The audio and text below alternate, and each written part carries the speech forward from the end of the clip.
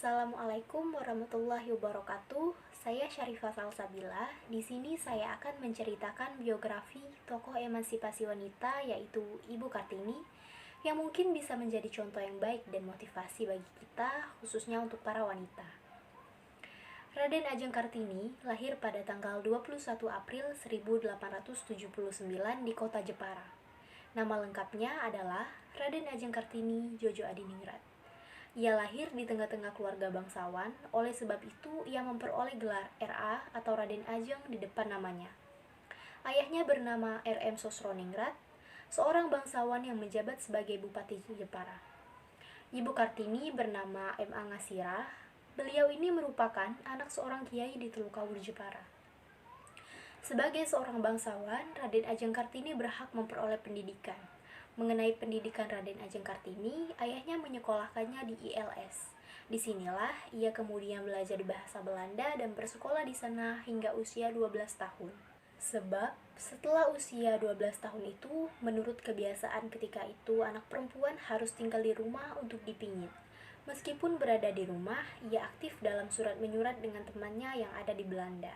Hingga kemudian ia mulai berpikir untuk memajukan perempuan pribumi karena menurutnya kedudukan wanita pribumi masih tertinggal jauh dengan status sosial yang cukup rendah kala itu.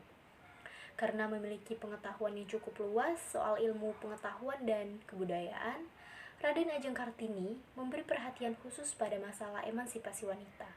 Selain itu, ia juga menaruh perhatian pada masalah sosial. Menurutnya, wanita perlu memperoleh kesamaan, kebebasan, otonomi, serta kesetaraan dalam hukum. Cita-cita luhur Raden Ajeng Kartini adalah ingin melihat perempuan pribumi dapat menuntut ilmu seperti sekarang ini. Gagasan-gagasan mengenai emansipasi wanita itu dianggap sebagai hal baru yang dapat merubah pandangan masyarakat. Sejarah mengatakan bahwa Kartini diizinkan oleh ayahnya untuk menjadi seorang guru sesuai dengan cita-citanya.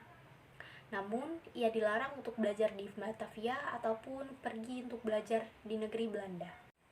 Pada tahun 1903, saat Kartini berusia sekitar 24 tahun, ia dinikahkan dengan KRM Adipati Aryo Singgi Jojo Adiningrat yang merupakan seorang bangsawan dan bupati di Rembang yang telah memiliki 3 orang istri. Dari pernikahannya tersebut, Raden Ajeng Kartini kemudian melahirkan anak bernama Susalit Jojo Adiningrat yang lahir pada tanggal 13 September 1904.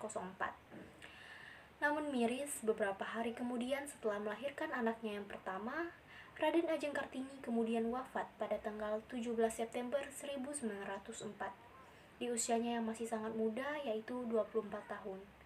Beliau kemudian dikebumikan di Desa Bulu, Kabupaten Rembang.